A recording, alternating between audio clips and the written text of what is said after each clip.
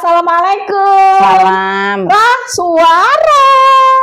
Ini apa kok bualong ini apa bojone wis mulai apa ilang maneh bojone? Kok isone ngomong ngono sampean ku tak jar-jarno ya Mak yo. Apa? Aku iki wis umi, kok sik diceluk suara ae.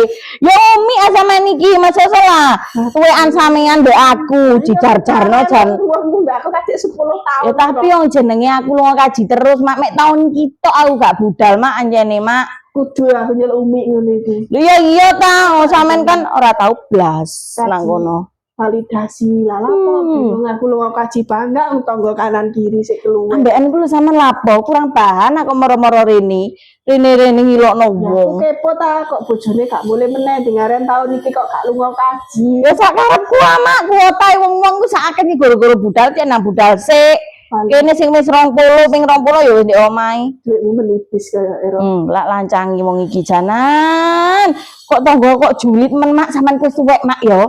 Kuburane sampean kumben ya apa mak kok liyane ngurusane tangga ae. Nek ndongakno sing apik. Lah iya mulane eling mati sampean iku. Aja ngamuk jajanmu kok riyo wingi ra kon pang. Sorry aku masuk karya ya jajane ya, Bek. Gawone ae ya.